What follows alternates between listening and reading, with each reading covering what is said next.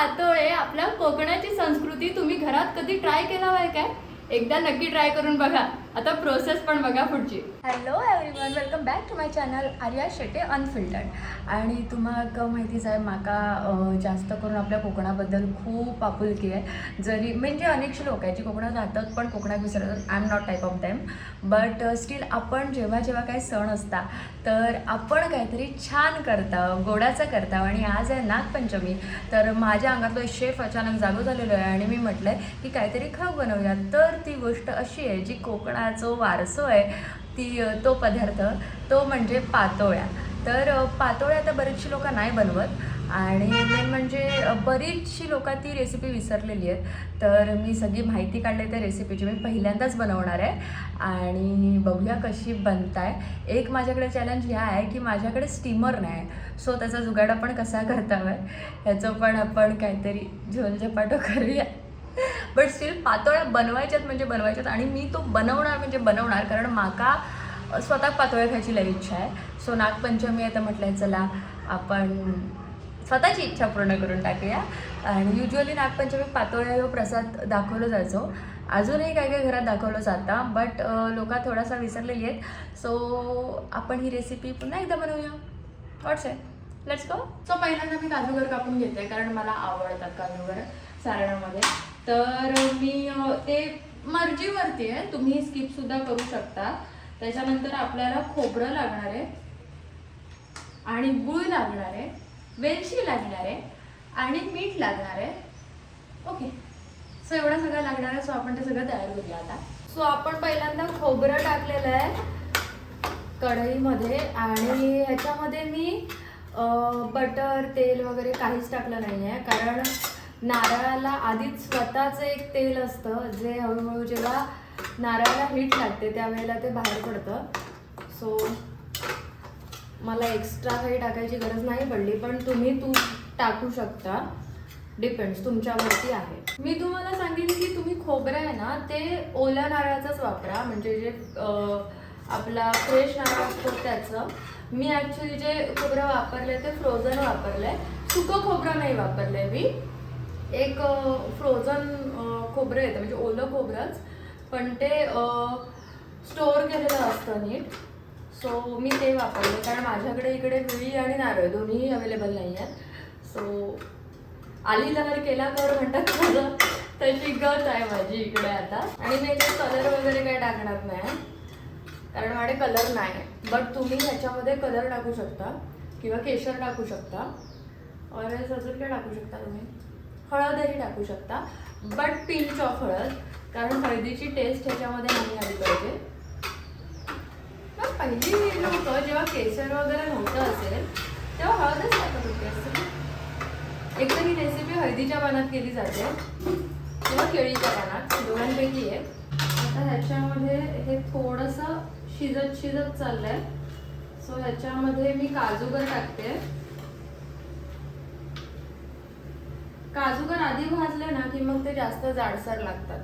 So मी हे नंतरच टाकायचं प्रिफर करेन, कारण मी बऱ्यापैकी जेवढ्या व्हिडिओ बघितल्या होत्या तर ते जास्त म्हणजे ते ओव्हरकुक्ड होतात पहिले जर आपण कुक करून घेतले तर. सो मला ही आयडिया आली की आपण खोबरं टाकूया आणि त्याच्यानंतर मग त्याच्यामध्ये काजूगर टाकूया.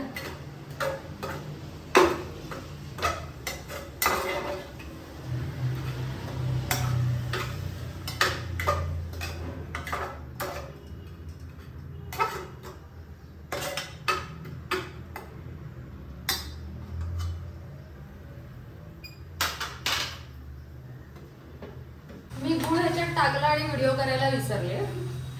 सो थोडासा जेव्हा आता ॲड करायची वेळ आली गुळ, तेव्हा मला आठवलं की आपण तर व्हिडिओ केलाच नाही. सो याच्यामध्ये मी गुळ वापरते. युजली गुळच वापरतात, काही जण साखरसुद्धा वापरतात, असं काही प्रॉब्लेम नाही. पण गुळ वापरला तर तो तुमच्या शरीरासाठी सुद्धा चांगला असतो. आणि गुळाची गोष्टच वेगळी आहे आणि मी खूप स्वीट इटर आहे. सो मला प्रत्येक गोष्टीत स्वीट जास्त लागतं. सो आता ह्याच्यामध्ये वेळ आहे वेलची पावडर टाकायची. माझ्या पॉकेटमध्येच वेलची पावडर आहे. आय लव्ह वेलची अलॉट, सो मी खूप सारी टाकली आहे. थोडीशी अजून टाकूया. हा वेलची टाकल्यानंतर सारणाचा जो वास येतो ना भाई, क्लासिक. चवीनुसार मीठ टाकूया. एक टेक्निक मी शिकले होते, जेव्हा आपण सारण बनवतो ना तर त्यावेळेला सगळं एकत्र करायचं, त्याचा चमचा उभा करून बघायचा, तो उभा राहिला तर तुमचं सारण छान झालंय. तर आता आपण गॅस बंद करूया.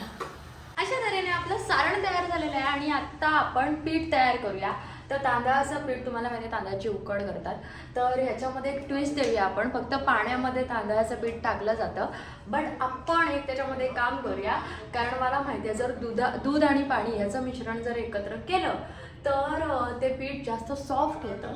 सो मी ते आता करणार आहे. सो मी थोडंसं दूध घेतलं आहे आणि आता आपण त्याच्यामध्ये थोडंसं पाणी टाकूया आणि मग तांदळाचं पीठ टाकूया.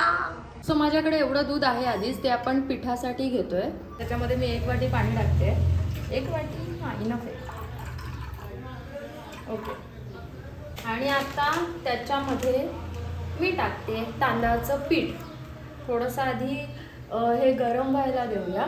मी खूप घाईवाला माणूस आहे, लाईक मला माझी कामं पटपट व्हायला लागतात. सो मी ह्या दुधाकडून आणि पाण्याकडूनही अशीच अपेक्षा करते की तो पटपट गरम हो. सो थोडासा फ्लेम वाढवते मी. ॲक्च्युली मी आहे स्लो कुकर, बट स्टील ह्याच्यामध्ये काय आहे ना, आपल्याला गरम झाल्याशी मतलब आहे, बरोबर आहे की नाही? मग ते गरम तर होईल ना. सो हे बऱ्यापैकी गरम झालं आहे. आता ह्याच्यामध्ये आपण तांदळाचं पीठ टाकूया. मी तुम्हाला सिरियसली सांगू, मला ह्याचं प्रमाण वगैरे काही नाही तुम्हाला सांगता येणार, कारण मीच पहिल्यांदा बनवते. हो, ॲब्सोल्युटली. अशी कामं करायला मला मजा येते. सो मी तुम्हाला इन्ग्रेडियंट सांगू शकते, पण रेसिपी काय करायची आहे हा तुमचा विषय. That's your concern, not a माईन. सो अशा प्रकारे आपली उकड तयार झालेली आहे असं मला वाटतंय. आणि थोडं थंड व्हायला देणार आहे मी, थोडंसं कोमट, आणि मग दुधातच त्याला मळणार. ओके. कारण अमिरी आहे बाई, माझ्यावर अमिरी आली. लोक पाण्यात मळतात, मी दुधात मळतोय. कारण माका असं बघायचं आहे की मी खयचो पदार्थ चांगले इन्ग्रेडियंट्स वापरून चांगले बनवू शकते काय. आता जर एवढा मन झालायच माझा ना, तर जरा व्यवस्थित बनवताय ना, काय विषय.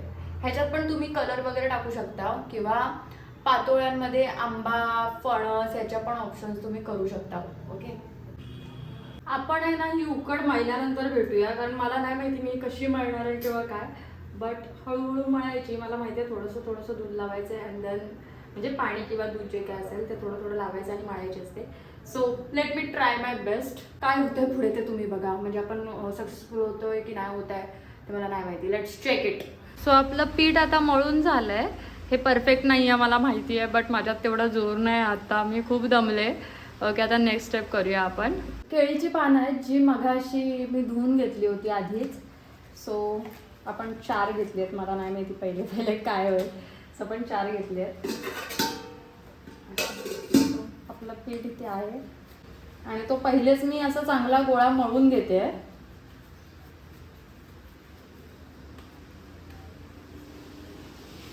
पानावरती दूध लावूया.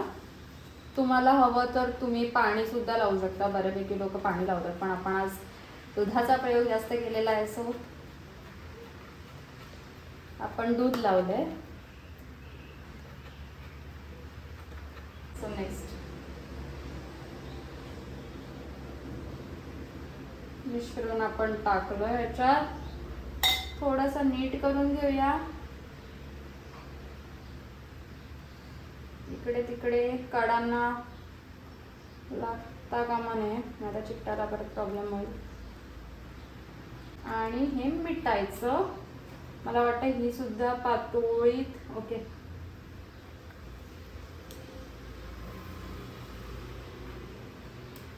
ओके.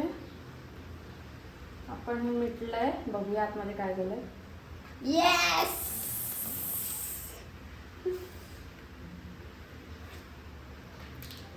आणि आता पातोळ्या आपण बनवतोय हळूहळू, पण त्याच्या तोपर्यंत आपण थोडंसं पाणी तापत ठेवूया, कारण आपल्याला स्टीम करायचं. सो दिस इज माय जुगाड. आता मी पाणी तापत ठेवलंय, तर त्याच्या आतमध्ये मी चाळणी टाकणार आहे अशी उभी, आणि त्याच्यावरती मी हे ठेवणार आहे. जुगाड तो बनताय भाई. सो आता पाण्याला उकळी आलेली आहे आणि आपण त्याच्यामध्ये हे सेट करूया.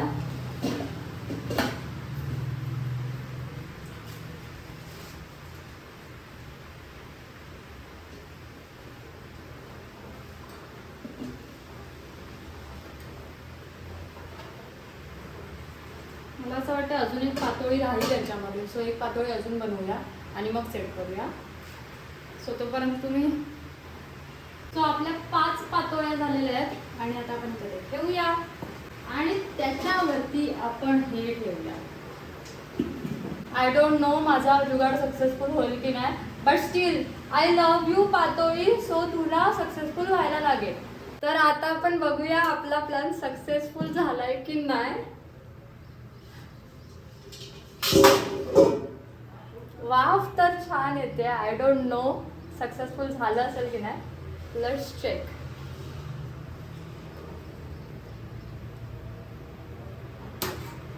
हे गरम आहे बट स्टील मला हे ओपन करून बघायचं आहे.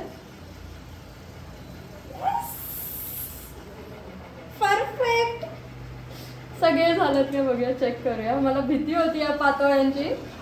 असं म्हणतात की कोणाचा पण फर्स्ट पातोळा असतो तो बरोबर होतच नाही, बट आपले मे बी सगळे पातोळे परफेक्ट झालेत. Okay, this is also perfect. So आपले पातोळे रेडी झालेले आहेत आणि मला याचा खूप छान वास येतोय. आणि मेन म्हणजे खूप प्रयत्न करून पहिल्यांदा मी हे पातोळे बनवलेत. मी आजपर्यंत मोदक पण नाही बनवले, ते पण ट्राय केलं आहे, कारण शेवटी मला या बनवून कंटाळा आलो सगळा. म्हटलं मोदक करूया सर आणि विषय संपवूया, कारण पीठ उरला होता आणि सारण पण उरला होता. सो हे पातोळे तुम्ही नक्की घरी ट्राय करा आणि माका सांगा तुम्हाला आवडले की नाही. आता मी टेस्ट बघते, गरम आहेत. टेस्ट बघितल्यानंतर तुम्हाला सांगते की आवडलेत की नाही. चेक करूया आपण. बापरे,